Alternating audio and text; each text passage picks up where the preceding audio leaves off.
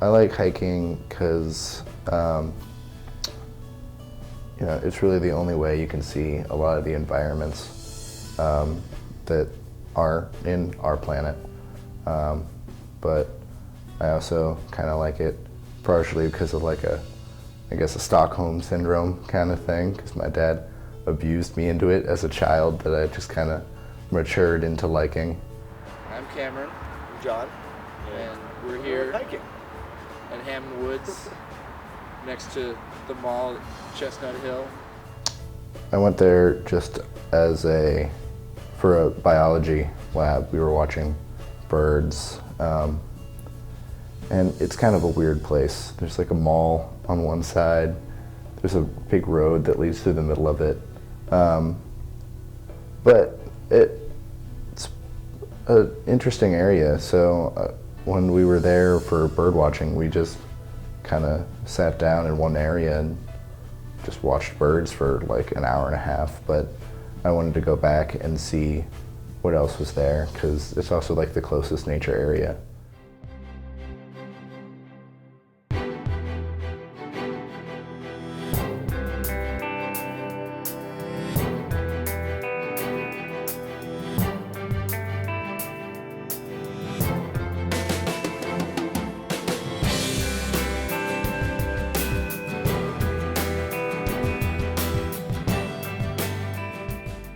It's pretty small. I've been there once now and we walked around the whole thing. There's some interesting rock formations there that I don't completely understand, because I'm not even a weekend geologist. I just look at rocks and it's like, I wish I knew what that was and have no idea. But I'm sure in mid-fall it's got plenty of beautiful trees that are all now dead.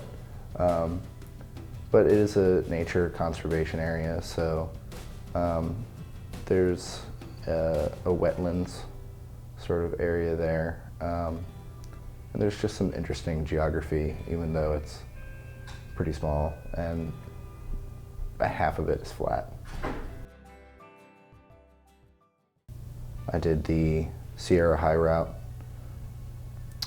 which is an offshoot of the John Muir Trail, which is a big section of the Pacific Crest Trail. But the Sierra High Route goes off trail. Most of it is off trail. So you have to kind of figure out your own way through the environment. And I saw things that probably 90% of people that go out there haven't seen, which is like 90% of things that most people don't see anyway, because most people don't leave the big city or decide that going up in the mountains is a big idea.